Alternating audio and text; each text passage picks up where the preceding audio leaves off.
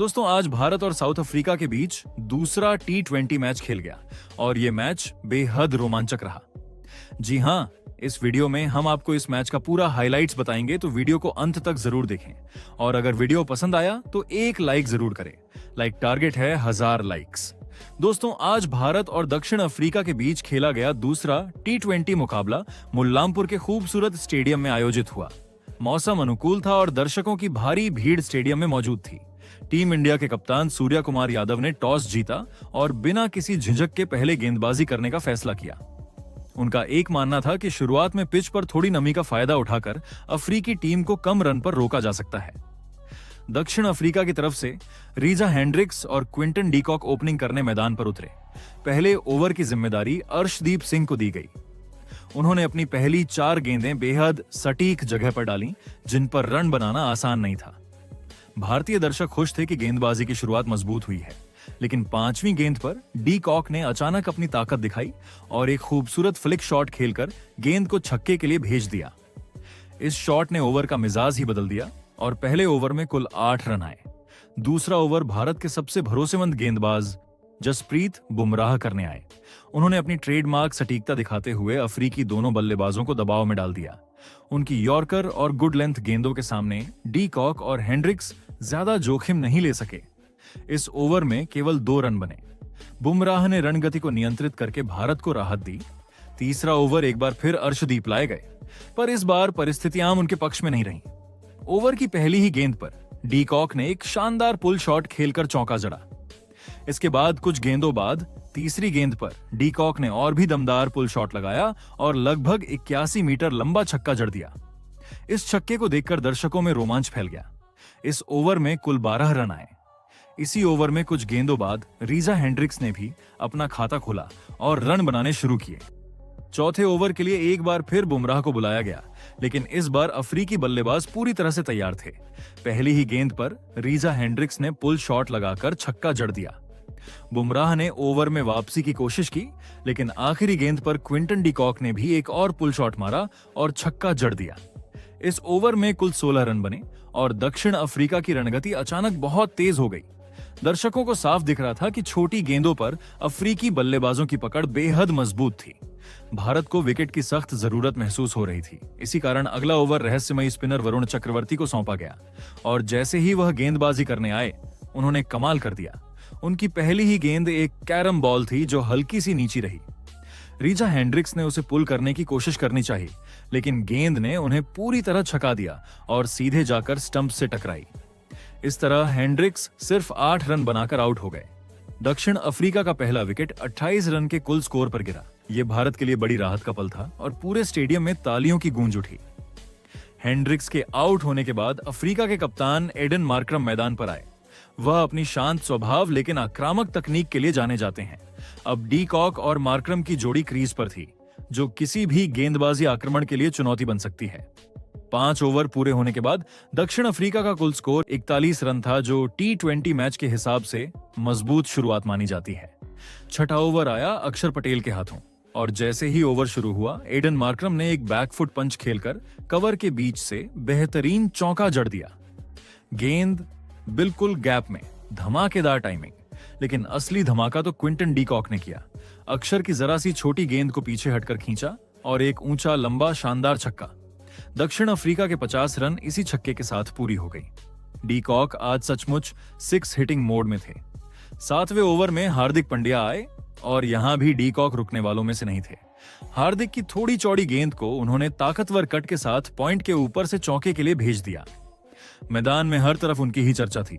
हर shot में दम, हर hit में भरोसा। इसके बाद 8वां ओवर आया वरुण चक्रवर्ती के साथ। मार्करम ने शुरुआत में हल्का सा नजदीक खेलकर रन लिया। डीकॉक को स्ट्राइक मिलते ही उन्होंने फिर कमाल किया। वरुण की गेंद को सॉफ्ट हैंड से ऑन साइड में खेलकर रफ्तार बनाए रखी। अगली गेंद पर शानदार दौड़ के साथ 2 रन जुड़े और भीड़ का शोर बढ़ने लगा। फिर ओवर के आखिरी पलों में डीकॉक ने फाइन लेग की ओर एक बेहतरीन चौका जड़ दिया। मैदान में शॉट की टाइमिंग की गूंज सुनाई दे रही थी। यह उनका चौथा चौका और कई छक्कों के साथ पावर प्ले मास्टर क्लास जैसा प्रदर्शन लग रहा था। आंकड़ों में भी यह दर्ज हो गया। दक्षिण अफ्रीका के लिए भारत के खिलाफ पावर प्ले में सबसे ज्यादा छक्के मारने वाले खिलाड़ियों की सूची में अब डीकॉक भी शामिल हो चुके थे। मार्करम ने फिर 1 रन लेकर डीकॉक को स्ट्राइक दी। डीकॉक जैसे ही सामने आए, वरुण की गेंद थोड़ी पैड्स पर पड़ी और उन्होंने उसे फाइन लेग की ओर मोड़ दिया। 4 रन और। भारतीय दर्शक भी मुस्कुरा रहे थे क्योंकि ऐसा क्लास देखने को रोज नहीं मिलता। जिस आसानी से डीकॉक शॉट्स खेल रहे थे वो किसी भी गेंदबाज को अस्थिर कर सकते थे। 8 ओवर पूरे होते होते दक्षिण अफ्रीका 70 रन से आगे निकल चुका था। सिर्फ एक विकेट गिरा था और क्विंटन डीकॉक 58 के करीब पहुंचकर भारत पर भारी पड़ रहे थे। उनका हर चौका हर छक्का गेंदबाजों पर दबाव बढ़ा रहा था। मैच अब 9वें और 10वें ओवर के बीच अपने सबसे तेज मोमेंटम पर था। क्विंटन डीकॉक पूरी तरह अपने चरम रूप में दिख रहे थे और भारतीय गेंदबाजों पर लगातार दबाव बनाए हुए थे। 9वां ओवर में हार्दिक पांड्या के खिलाफ डीकॉक ने एक शानदार चौका जड़ा। ये लो फुल टॉस था और डीकॉक ने इसे डीप मिड विकेट के ऊपर से मारकर अपना T20 अंतरराष्ट्रीय करियर का 17वां अर्धशतक पूरा किया। Super classic shot. पूरी ड्रेसिंग रूम से स्टैंडिंग ओवेशन मिला और मार्करम ने भी गर्मजोशी से गले लगाया क्योंकि यह पारी सिर्फ स्कोर नहीं बल्कि मैच का रुख बदलने वाली लग रही थी। इसके बाद आया 10वां ओवर। वरुण चक्रवर्ती के बाद अक्षर पटेल वापस आए लेकिन डीकॉक की लय पर कोई असर नहीं पड़ा। ओवर की शुरुआत में ही डीकॉक आगे बढ़े और गेंद को लंबे लंबे कदमों के साथ उठाते हुए लॉन्ग ऑन के ऊपर से विशाल छक्का जड़ दिया। 93 मीटर। पूरा स्टेडियम दहक उठा। इसके बाद डीकॉक ने गेंद को टाइमिंग के साथ खेलते हुए रन जोड़े और मार्करम के साथ मिलकर दूसरे विकेट के लिए 50 रन की साझेदारी पूरी कर दी। इस साझेदारी ने भारत को साफ संदेश दे दिया। दक्षिण अफ्रीका आज बड़ी तैयारी के साथ उतरा है। मार्करम भी बीच बीच में सुंदर शॉट्स खेलते दिखे। 10वें ओवर के अंत में उन्होंने पॉइंट की दिशा में एक खूबसूरत कार्व शॉट लगाया जो फील्डर के पार निकल गया। डीकॉक और मार्करम की यह साझेदारी भारत के लिए मुश्किलें खड़ी कर चुकी थी। 10वां ओवर आते आते दक्षिण अफ्रीका 90 के पार पहुंच चुका था और डीकॉक 62 रन बनाकर क्रीज पर डटे हुए थे। स्ट्राइक, पावर, टाइमिंग, हर चीज उनके कंट्रोल में थी। भारत को अब सिर्फ विकेट ही मैच वापस दिला सकता था। स्टेडियम में तनाव बढ़ रहा था और डीकॉक का आत्मविश्वास भी। मैच अब 11वें ओवर में प्रवेश कर चुका था और क्विंटन डीकॉक पूरी तरह विनाशकारी मोड में थे। अर्शदीप सिंह गेंदबाजी करने आए लेकिन उनके इस ओवर में हालात तेजी से हाथ से फिसलते चले गए। ओवर की शुरुआत होती ही डीकॉक ने एक जोरदार स्ट्रेट छक्का जड़ दिया। गेंद सीधे साइड स्क्रीन में जा टकराई। स्टेडियम में शोर बढ़ता गया और भारत के लिए खतरे की घंटी और तेज बजने लगी। इसके बाद अर्शदीप की लय पूरी तरह बिगड़ गई। लगातार गलत दिशा में गेंदें फेंकने की वजह से रन अपने आप बढ़ते चले गए। इस दौरान दक्षिण अफ्रीका 100 रन का आंकड़ा भी पार कर चुका था। डीकॉक ने एक तेज पुल शॉट खेलकर ओवर में एक और रन लिया, जबकि मार्करम ने भी एक शानदार फ्लिक से गेंद को डीप मिड विकेट की ओर खेलकर मूल्यवान रन जुटाए। लेकिन इस ओवर की सबसे बड़ी कहानी यही थी, लगातार नियंत्रण की कमी, जिससे दक्षिण अफ्रीका को एक ही ओवर में 18 रन मिल गए। ये भारत के लिए बड़ा झटका था। डीकॉक 70 के पार पहुंच चुके थे और अब पूरी तरह मैच पर कब्जा बनाए हुए थे। 12वां ओवर आया वरुण चक्रवर्ती के हाथों और इस ओवर में जबरदस्त ड्रामा देखने को मिला। पहले डीकॉक ने शांति से स्ट्राइक बदली और इसके बाद एडन मार्करम ने अचानक गियर बदल दिया। वरुण की फुल डिलीवरी को उन्होंने सीधे साइड स्क्रीन के पार भेजा। 77 मीटर का विशाल छक्का। अगली गेंद पर मार्करम ने फिर आगे बढ़कर लॉन्ग ऑन के ऊपर से एक और ऊंचा छक्का ठोक दिया। 2 लगातार छक्कों ने भारतीय गेंदबाजों पर भारी दबाव डाल दिया, लेकिन वरुण ने भी पलटवार किया। ओवर की आखिरी गेंद पर उन्होंने एक उड़ती हुई लूप डिलीवरी फेंकी। मार्करम ने इसे मिड विकेट की दिशा में दूर भेजना चाहा, लेकिन गेंद हवा में उठकर सीधे अक्षर पटेल के हाथों में जा समाई। एक सुरक्षित कैच और एक बड़ा विकेट। वरुण ने मार्करम को आउट करके बड़ी राहत दिलाई। मार्करम 29 रन बनाकर आउट हुए और 121 के स्कोर पर साउथ अफ्रीका का दूसरा विकेट गिर। 13वें ओवर में शिवम दुबे को गेंद थमाई गई। गेंद का सामना अब डेवॉल्ट ब्रेविस कर रहे थे, जो अपने आक्रामक खेल के लिए जाने जाते हैं। कुछ गेंदें डॉट रहीं, लेकिन फिर ब्रेविस ने शिवम की थोड़ी सी छोटी गेंद को उठा लिया और मिड ऑफ के ऊपर से एक तगड़ा चौका ठोक दिया। गेंद एक बाउंस के बाद सीमा रेखा के बाहर जा गिरी। 14वां ओवर आया हार्दिक पांड्या के साथ। पहली ही गेंद पर ब्रेविस ने कवर की दिशा में एक जोरदार शॉट लगाया। कुछ देर बाद डीकॉक स्ट्राइक पर आए और फिर शुरू हुआ धमाकों का सिलसिला। हार्दिक की थोड़ी छोटी गेंद को डीकॉक ने कलाई के तड़कते हुए झटके के साथ डीप बैकवर्ड स्क्वायर लेग के ऊपर से ऊंचा छक्का जड़ा। यह छक्का बता रहा था डीकॉक किसी एक गेंदबाज को नहीं बख्श रहे थे, सबको समान रूप से निशाना बना रहे थे। अगली गेंद पर उन्होंने चौका भी लगा दिया।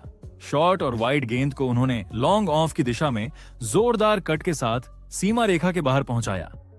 हार्दिक के इस ओवर में डी कॉक ने एक से बढ़कर एक शॉट खेले। कुछ ही समय में उनका स्कोर 88 के करीब पहुंच गया था और दक्षिण अफ्रीका का स्कोर तेजी से 147 के पार जा चुका था। 15वां ओवर दुबे लेकर आए। शुरुआत में डी कॉक ने फिर हल्के हाथों से गेंद को लॉन्ग ऑन की तरफ धकेला और स्ट्राइक बदली। फिर आया इस ओवर का सबसे बड़ा मोमेंट, ब्रेविस का शानदार छक्का।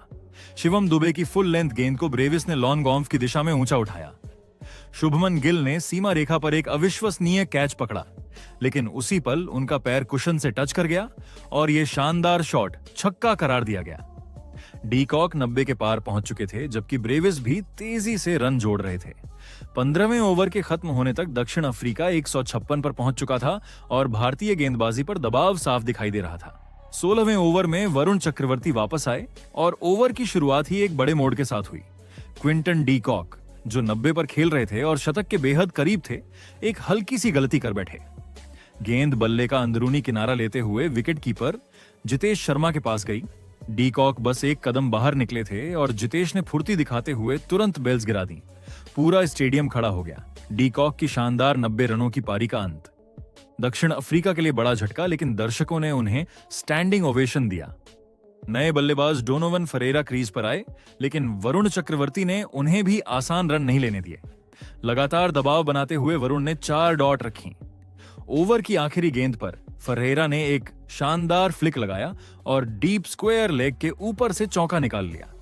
इसके साथ ही वरुण का बेहतरीन स्पेल खत्म हुआ।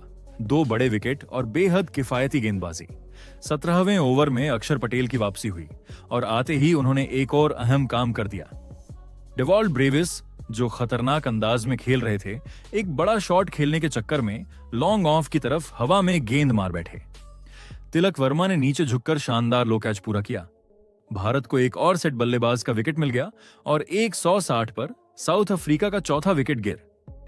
इस ओवर में मिलीजुली बल्लेबाजी देखने को मिली। फरेरा और नए बल्लेबाज डेविड मिलर ने कुछ शांत शॉट खेले, कुछ मौके लिए और ओवर को स्थिरता के साथ संभाल लिया। दक्षिण अफ्रीका ने हालांकि रन गति कुछ कम महसूस करना शुरू कर दिया था, लेकिन 18वें ओवर में जसप्रीत बुमराह को बुलाया गया और यहीं मैच फिर तेज हो गया, लेकिन भारत के खिलाफ। बुमराह अपनी यॉर्कर के लिए जाने जाते हैं, लेकिन इस ओवर में वो लगातार फुल टॉस फेंकते रहे और डेविड मिलर ने किसी भी अवसर को नहीं छोड़ा। पहले एक सीधा ड्राइव कर चौका, फिर ऑन साइड में एक और ताकतवर हिट और फिर कवर्स के ऊपर से एक और चौका। कुछ देर बाद गेंद जूते से लगकर भी बाउंड्री की ओर चली गई और दक्षिण अफ्रीका तेजी से 179 तक पहुंच गया। इन ओवरों में भारत ने विकेट तो लिए, लेकिन रन भी भारी मात्रा में बहते रहे। दक्षिण अफ्रीका डेथ ओवर्स से पहले शानदार स्थिति में खड़ा था। 19वां ओवर शुरू हुआ अर्शदीप सिंह के साथ और पहली ही गेंद पर फरेरा ने जोरदार स्वागत किया। फुल टॉस मिला और फरेरा ने बिना किसी झिझक के उसे लॉन्ग ऑन के ऊपर से ऊंचा छक्का जड़ दिया। गेंद हवा चीरती हुई स्टैंड में जा गिरी। इसके बाद अर्शदीप अपनी लय ही नहीं पकड़ पाए। कुछ गेंदें गलत दिशा में निकल गईं, जिससे भारत पर दबाव और बढ़ने लगा। फरेरा ने अगली वैध गेंद पर भी अच्छा टाइमिंग दिखाते हुए लेग साइड में रन बटोरा। फिर आया डेविड मिलर का तूफान। अर्शदीप की फुल टॉस को उन्होंने फ्लैट बल्ले से खींचते हुए डीप मिड विकेट के ऊपर से छक्का ठोक दिया। गेंद फील्डर के बिल्कुल ऊपर से निकल गई। सूर्य कुमार यादव भी थोड़ा परेशान नजर आए। ओवर की आखिरी गेंद पर मिलर ने स्क्वायर लेग की दिशा में सुंदर शॉट लगाया, लेकिन इस ओवर का सार यही था। दक्षिण अफ्रीका ने 19वें ओवर में जबरदस्त 16 रन जोड़ दिए। फिर आया 20वां ओवर। जसप्रीत बुमराह गेंदबाजी करने आए, लेकिन दक्षिण अफ्रीका इस ओवर को भी बड़ा बनाने के मूड में था। पहली ही गेंद पर मिलर ने स्मूथ बैकफुट शॉट से रन लिया और स्ट्राइक फरेरा को मिली और यहीं से धमाका शुरू हुआ। बुमराह की फुल टॉस को फरेरा ने लॉन्ग ऑफ के ऊपर से शानदार छक्का लगाया। दक्षिण अफ्रीका 200 रन के पार पहुंच गया। उसके बाद बाउंसर पर भी फरेरा ने 2 रन निकाल लिए और फिर एक और छक्का। यह छक्का तो लगभग 96 मीटर लंबा था। डीप स्क्वायर लेग के ऊपर से गेंद सीधी स्टैंड में जा पहुंची। भारतीय कप्तान ने भी सिर हिलाकर इस शॉट की सराहना की, क्योंकि यह वाकई विश्व स्तरीय हिट थी। इसके बाद भी फरेरा ने एक शॉट गेंद को बैकफुट से खेलते हुए 2 रन लिए। ओवर के आखिरी क्षण में वह बल्ले से चूक गए, लेकिन दौड़कर एक बाएं रन ले लिया। दक्षिण अफ्रीका की पारी शानदार अंदाज में समाप्त हुई। 213 रन सिर्फ 4 विकेट खोकर। आखिरी 2 ओवरों में लगातार छक्कों ने भारत पर भारी दबाव डाल दिया और स्कोर को अजेय ऊंचाई तक पहुंचा दिया। भारत 214 रनों के विशाल लक्ष्य का पीछा करने उतरा, लेकिन शुरुआत वैसी नहीं रही जैसी भारत चाहता था। पहली ही गेंद पर अभिषेक शर्मा ने आक्रामक अंदाज में रन जुटाए, लेकिन लुंगी एनगिडी अपनी लाइन और लेंथ पर टिके रहे। तीसरी गेंद पर एनगिडी ने थोड़ी सी ओवर पिच की और अभिषेक ने इसका पूरा फायदा उठाते हुए कवर के ऊपर से एक शानदार छक्का जड़ दिया, पूरी तरह क्लीन स्ट्राइक, जिसने भारतीय पारी में जान भरी। लेकिन उसी ओवर में बड़ा झटका लगा। शुभमन गिल एनगिडी की बेहतरीन गेंद पर आउट हो गए। गेंद ऑफ स्टंप पर पड़ी, हल्का बाहर जाती हुई और गिल हल्का सा छूकर चले गए। रीजा हेंड्रिक्स ने दाईं ओर झुककर बेहतरीन कैच पकड़ा। शुभमन गिल गोल्डन डक पर आउट। भारत शुरू से ही दबाव में आ गया था। दूसरे ओवर में आए मार्को यानसेन लंबे, तेज और बाउंस पैदा करने वाले गेंदबाज, और उन्होंने पहली ही गेंद पर बता दिया कि भारत को आसान रन नहीं मिलने वाले। लेकिन अभिषेक ने यानसेन के हाफ ट्रैकर को उठाकर डीप मिड विकेट के ऊपर से एक खूबसूरत छक्का जड़ दिया। पारी को गति मिलती हुई दिखी, लेकिन यानसेन ने तुरंत वापसी की और अभिषेक को आउट कर दिया। गेंद बस थोड़ी हल्की सी हिली और अभिषेक का बल्ला किनारे से लगा। डी कॉक ने कैच पूरा किया। भारत का दूसरा विकेट गिर चुका था और रन बोर्ड पर सिर्फ 19 रन थे। अक्षर पटेल तीसरे नंबर पर प्रमोशन पर भेजे गए थे, लेकिन शुरू में टाइमिंग नहीं मिल पा रही थी। एनगिडी ने लगातार ऑफ स्टंप के आसपास गेंदें डालकर उन्हें बांधे रखा। कुछ डॉट गेंदों के बाद अक्षर को मौका मिला और उन्होंने कवर के ऊपर से एक सुंदर चौका लगाकर दबाव कम किया। दूसरी छोर पर थे कप्तान सूर्य कुमार यादव। यानसेन के खिलाफ पहला चौका उन्होंने शानदार अंदाज में बैकवर्ड पॉइंट के ऊपर से लगाया, वो क्लासिक सूर्या वाला शॉट। लेकिन यानसेन ने उन्हें आराम से जमने नहीं दिया। थोड़ी देर बाद गेंद ने हल्की मूवमेंट ली और सूर्या ने लेट कट खेलने की कोशिश में हल्का सा किनारा दे दिया। डी कॉक ने इसे भी पकड़ लिया। भारत 4 ओवर में ही 3 विकेट खो चुका था।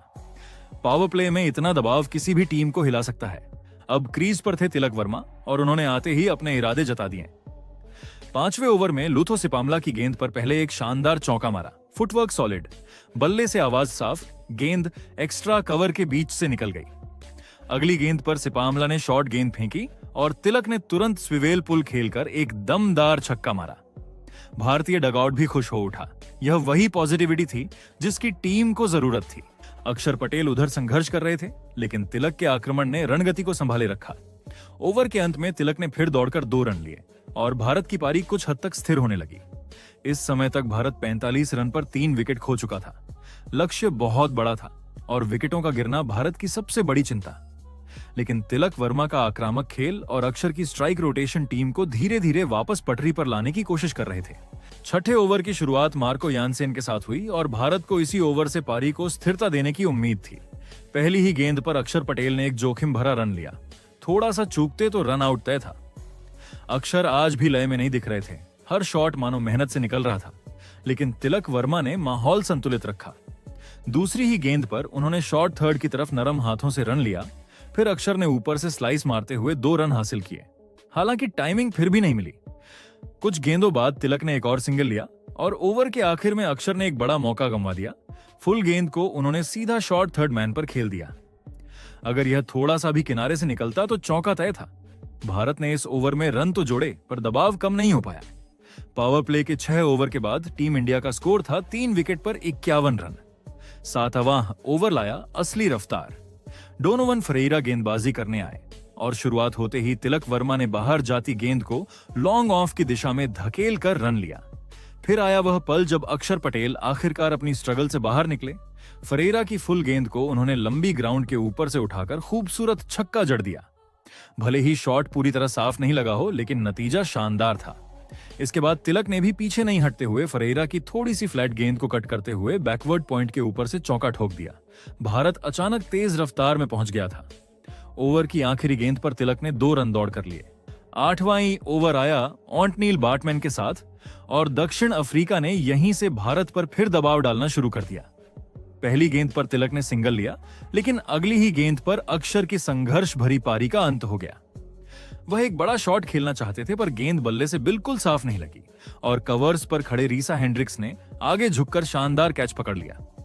रिप्ले में साफ दिखा कि कैच एकदम क्लीन था। भारत 4था विकेट भी खो चुका था और अब क्रीज पर आए हार्दिक पांड्या।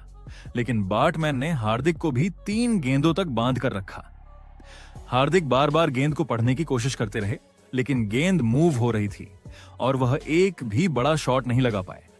ये ओवर भारत के लिए सिर्फ 2 रन लेकर आया और एक बड़ा झटका भी। 9वां ओवर था जॉर्ज लिंडे का। स्पिन आ चुका था और भारत को रोटेशन के जरिए पारी को टिकाना था। तिलक ने ओवर की शुरुआत रन से की, फिर हार्दिक ने भी लेग साइड में धकेलकर रन जुटाया, लेकिन रन गति फिर धीमी हो चुकी थी। तिलक को गेंद काफी नीचे रहती दिखी और उन्हें डिफेंस करना पड़ा। हार्दिक ने एक और अंदरूनी किनारे से रन लिया और तिलक ने भी एक सिंगल लेकर ओवर खत्म किया, लेकिन यह ओवर साफ दिखा रहा था कि भारत अपनी रफ्तार खो चुका है। 10वां ओवर लाया एक छोटा सा ब्रेक थ्रू भारत के लिए, रन बढ़ने लगे। लुथो सिपामला फिर आए और तिलक वर्मा ने मौका देखकर प्रहार किया। पहले ओवर की शुरुआत हार्दिक के शॉट से हुई। अगले ही मोमेंट में तिलक ने सुंदर टाइमिंग के साथ रन लिया और फिर सिपामला की धीमी शॉट गेंद पर तिलक ने पोजीशन लेकर जबरदस्त पुल शॉट खेला। गेंद लंबी उड़ान भरती हुई लॉन्ग लेग के ऊपर से छक्का बनकर निकली। ये शॉट पारी में एक राहत जैसा था। आखिरी गेंद पर तिलक ने एक और रन लिया और ओवर 10 रन का रहा। 10 ओवर पूरे होने पर भारत का स्कोर था 81 रन, लेकिन 4 विकेट गिर चुके थे। लक्ष्य अभी भी बहुत दूर था और रन गति भी अब बढ़ानी पड़ती।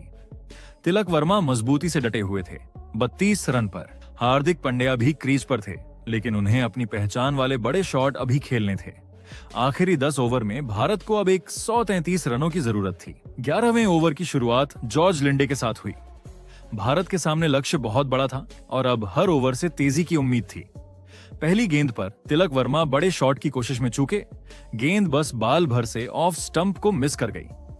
दूसरी गेंद पर उन्होंने कुछ ऐसा किया जिसने सबको हैरान कर दिया, एक शानदार स्विच हिट। गेंद मिडिल पर थी। तिलक अचानक स्टांस बदलकर शॉर्ट थर्ड के ऊपर से गेंद को 6 रन के लिए भेज देते हैं। ये शॉट न सिर्फ जोखिम भरा था बल्कि अद्भुत भी। भारत के डगआउट से भी जोरदार तालियां गूंजी। तीसरी गेंद पर तिलक ने स्ट्राइक बदली और अब मौका था हार्दिक पांड्या के लिए, लेकिन हार्दिक का संघर्ष अब भी जारी था। कुछ देर बाद उन्हें एक गेंद पर शॉट मिला, लेकिन वह बस बल्ले के पिछले हिस्से से लगकर जमीन पर ही रही। जैनसन तक पहुंचते पहुंचते गेंद उछली भी नहीं।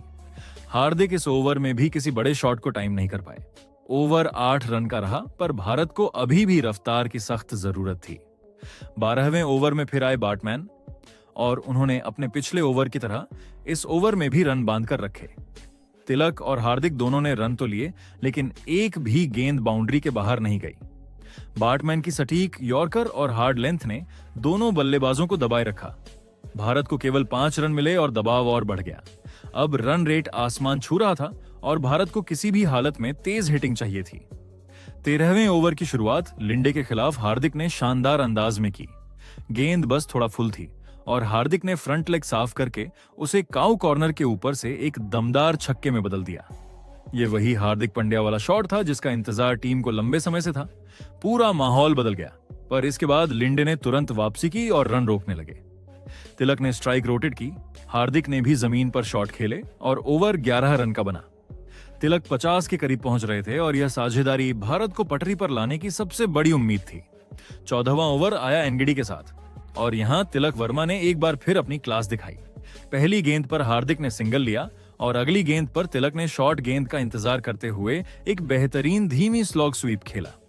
गेंद ऊंची गई और डीप मिड विकेट के ऊपर से शानदार छक्का बनकर निकली। इसके बाद उन्होंने 2 रन भी लिए और स्ट्राइक रोटेट की। भारत को इस साझेदारी से उम्मीद थी, लेकिन फिर आया 15वां ओवर और खेल पलट गया। लुथो सिपामला गेंदबाजी करने आए। पहली गेंद पर हार्दिक को जीवन दान मिला। लॉन्ग ऑन पर जैनसन ने मुश्किल कैच गिरा दिया। यह वह मोमेंट था जो भारत को मैच में वापस ला सकता था, लेकिन हार्दिक इसका फायदा नहीं उठा पाए। अगली ही गेंद पर हार्दिक ने तेज शॉट खेलने की कोशिश की, लेकिन गेंद ठीक से बल्ले पर लगी ही नहीं। वह सीधा डीप मिड विकेट पर गई, जहां ब्रेविस ने सुरक्षित कैच पकड़ लिया। भारत का 5 विकेट गिर चुका था और लक्ष्य अभी भी दूर था। यह विकेट भारत को बहुत भारी पड़ा, क्योंकि हार्दिक से टीम को डेथ ओवर्स में विस्फोटक उम्मीदें थीं। इसके बाद जितेश शर्मा आए और पहली ही गेंद पर उन्होंने तेज रन लिए। अगली ही गेंद पर उन्होंने एज लगाकर चौका निकाला। गेंद विकेट कीपर के पास से फिसलती हुई सीमा तक दौड़ गई। भारत को इस समय हर रन की कीमत पता थी, लेकिन सिपामला ने आखिरी 2 गेंदों पर कसकर गेंदबाजी की। रन नहीं निकलने दिया और भारत की मुश्किलें बढ़ती चली गईं। 15 ओवर बाद भारत का स्कोर 5 विकेट पर 123 रन था। तिलक वर्मा अकेले भारतीय उम्मीदों का सहारा बने खड़े थे, लेकिन दूसरी ओर विकेट गिरते रहे, रन रेट बढ़ता रहा और दक्षिण अफ्रीका के गेंदबाज अपने प्लान पर जमकर डटे हुए थे। अब अगले 5 ओवर में भारत को 91 रन चाहिए थे, जो काफी मुश्किल दिख रहा था। अब मैच उस मोड़ पर पहुंच चुका था जहां भारत को हर ओवर में चमत्कार चाहिए था। भारत की पारी अपने सबसे अहम मोड़ पर थी। स्कोर था 136 पर 5 विकेट और क्रीज पर थे तिलक वर्मा और जितेश शर्मा। अब मैच की उम्मीदें इन्हीं 2 बल्लेबाजों पर टिकी थीं और 16वें ओवर की शुरुआत होते ही जितेश ने इरादा साफ कर दिया। पहली ही गेंद पर उन्होंने तेज शॉट खेलकर रन लिया और फिर अगले ही मौके पर जब गेंद थोड़ी बाहर मिली, उन्होंने जोरदार कट लगाया। गेंद हवा में घूमती हुई फील्डर से पार निकल गई और चौके के लिए बाउंड्री की तरफ लुढ़क गई। मैदान में बैठे भारतीय दर्शकों में खुशी की लहर दौड़ गई। इसके बाद जितेश ने एक ऐसा शॉट खेला जिसने पूरे स्टेडियम का माहौल बदल दिया। एक मुश्किल यॉर्कर को वे पीछे हटकर उठाते हुए स्कूप की तरह मार गए और गेंद सीधी छक्के के लिए लंबी लेग के ऊपर से निकल गई। ये उन छक्कों में से था जो किसी भी मैच में बल्लेबाज की मानसिकता बदल देते हैं। दक्षिण अफ्रीका के गेंदबाज भी हैरान रह गए। 16वें ओवर में 13 रन आए और भारत की उम्मीदें फिर से जाग उठीं। लेकिन अब जरूरत थी लगातार बड़े ओवर की, क्योंकि लक्ष्य बहुत बड़ा था। 17वां ओवर शुरू हुआ मार्को यानसेन के साथ। जितेश ने पेस को भांपकर कुछ रन तो निकाले, लेकिन यानसेन ने अपनी कद काठी और उछाल का पूरा फायदा उठाया। एक शॉर्ट गेंद पर जितेश ने बड़ा शॉट खेलने की कोशिश की, लेकिन गेंद उन तक पहुंची ही नहीं। वहीं एक धीमी गेंद पर पूरी तरह छक्कर उन्होंने बल्ला घुमा दिया और गेंद हाथ में नहीं लगी। तिलक भी इस ओवर में कोई बड़ा शॉट नहीं मार पाए। फिर आया 18वां ओवर और पहला ही शॉट दिखा गया कि तिलक वर्मा अभी भी लड़ाई में है। एक शानदार स्लॉट बॉल मिली और तिलक ने उसे बिना किसी झिझक के उछालकर डीप एक्स्ट्रा कवर के ऊपर से छक्का मार दिया। दर्शक खड़े होकर तालियां न बजाने लगे, क्योंकि वह शॉट न सिर्फ खूबसूरत था बल्कि मैच की सांसें भी वापस खींच लाया था। इसके बाद तिलक ने तेज रन दौड़कर 2 और रन निकाले और फिर एक सिंगल लेकर स्ट्राइक जितेश को दी। जितेश ने पिछले ओवर की लय को जारी रखते हुए एक और शानदार पुल शॉट खेला और गेंद सीधी छक्के के लिए निकल गई। अचानक भारत को लगा यह मुकाबला अभी जिंदा है, लेकिन तभी सबसे बड़ा झटका लगा। जितेश एक गेंद पर टाइमिंग चूक गए और गेंद ऊपर उछलकर पॉइंट की तरफ गई। 2 फील्डर्स दौड़कर आए और आखिर में बैट्समैन ने सुरक्षित कैच पकड़ लिया। यह भारत के लिए बहुत बड़ा नुकसान था। जितेश 27 रन बनाकर आउट हुए।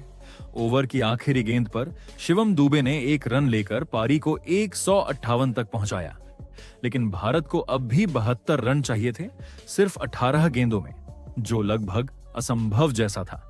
19वें ओवर में ऑटनील बैट्समैन ने मैच को पूरी तरह पलट दिया। पहली ही गेंद पर शिवम दुबे को उन्होंने शानदार गेंदबाजी से बोल्ड कर दिया। गेंद ऑफ स्टंप पर गिरकर भीतर आई और दुबे पूरी तरह गच्चा खा गए। अगली ही गेंद पर अर्शदीप ने एक सुंदर चौका जरूर जड़ा, लेकिन इसके तुरंत बाद वह भी कैच देकर लौट गए। भारत की उम्मीदें गिरती चली गईं। फिर आया वरुण चक्रवर्ती का पल। अगली ही गेंद पर उन्होंने बड़ा शॉट खेलने की कोशिश की, लेकिन बल्ले के बिल्कुल नीचे से लगा। गेंद हवा में उछली और कप्तान मार्कराम ने आराम से कैच पकड़ लिया। बैट्समैन ने इस ओवर में 2 और विकेट लेकर भारत के आखिरी सहारे भी तोड़ दिए। वह 4 विकेट लेकर हीरो बनकर उभरे, जबकि भारत की टीम 162 रन पर खड़ी रह गई। 20वें ओवर की पहली ही गेंद ने कहानी पूरी कर दी। तिलक वर्मा, भारत की आखिरी उम्मीद, एक बड़ा शॉट खेलने गए, लेकिन गेंद हवा में उठकर सीधी मार्कराम के हाथों में जा पहुंची। तिलक की 62 रन की बहादुर पारी बेकार गई और भारत की टीम 162 पर ढह गई। दक्षिण अफ्रीका ने यह मुकाबला 51 रन से जीत लिया और सीरीज अब 1-1 से बराबर हो चुकी है। इस मैच ने एक बात साफ कर दी, तिलक वर्मा और जितेश शर्मा भविष्य के बड़े सितारे हैं, लेकिन दक्षिण अफ्रीका की डेथ बॉलिंग ने आज भारत के पूरे संघर्ष को रोक दिया। दोस्तों, आपके हिसाब से भारत की इस हार की वजह क्या है? कमेंट जरूर करें।